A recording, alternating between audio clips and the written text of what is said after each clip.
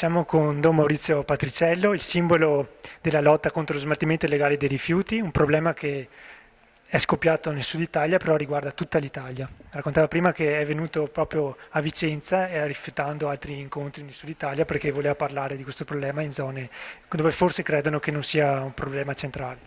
Sì, è un problema che riguarda tutti e bisogna fare anche attenzione a non confondere il problema dei rifiuti industriali con i rifiuti urbani, i rifiuti casalinghi, perché su questa confusione ci sono stati poi tanti inganni. I rifiuti casalinghi vanno soggetti a una legge, è possibile fare la differenziata, le persone sono responsabili di quello che fanno, eccetera. Ma per i rifiuti industriali la gente non ha colpa di quello che succede, perché sono vittime, e allora ci sta un sistema che deve essere smantellato ed è questo sistema dell'evasione fiscale, perché tutte le industrie che lavorano in regime di evasione fiscale poi hanno la necessità di smaltire il regime di evasione fiscale e quindi di occultare i loro scarti, o interrandoli o bruciandoli o se sono liquidi gettandoli poi nei canali, nei fiumi e nel mare. Ecco, il discorso è abbastanza semplice, quasi da essere banale, ma è questo.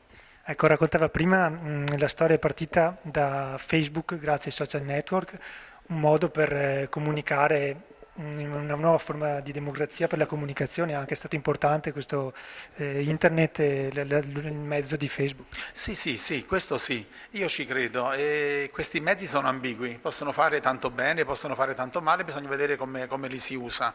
Noi attraverso Facebook abbiamo intanto proprio ci siamo formati come una sola unità, perché noi siamo tanti piccoli paesi a cavallo di due province, Napoli e Caserta, quindi quello che succede in un paesino è possibile che non si sappia nell'altro, e quindi abbiamo creato questa pagina Vittima Terra dei Veleni, dove abbiamo chiesto alle persone che avevano avuto un lutto, soprattutto in tenera età, di postare le foto dei bambini, dei giovani, con un minimo di biografia. Abbiamo visto che proprio è una vera ecatombe, guarda.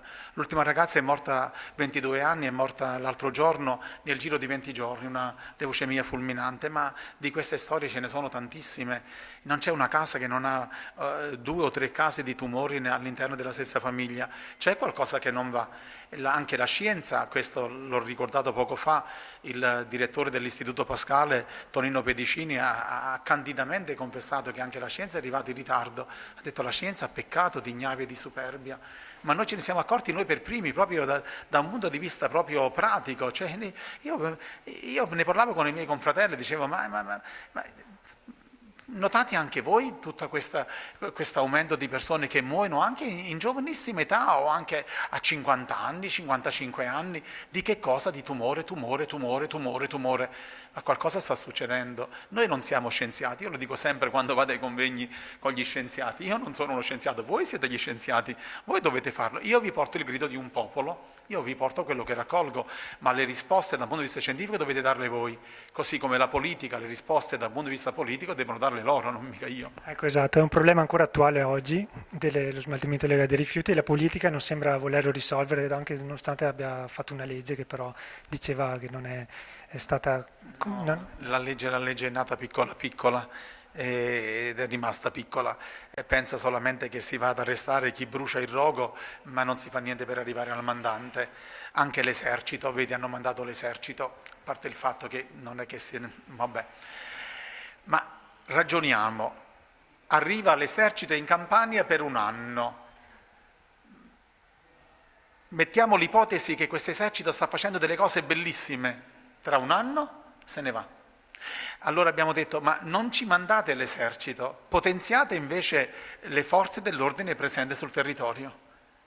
Raddoppiate il numero dei carabinieri in una caserma, raddoppiate il numero della forestale, raddoppiate il numero dei vigili urbani, ma di modo che resteranno sul territorio. L'esercito. Noi non abbiamo ormai, siamo diventati allergici a tutto ciò che è straordinario. Abbiamo avuto proprio una sfilza di commissari straordinari, proprio tutto ciò che è straordinario noi non lo vogliamo più. Noi vogliamo che funzioni bene l'ordinario e che si mettano le persone che stanno là in condizione di poter funzionare bene.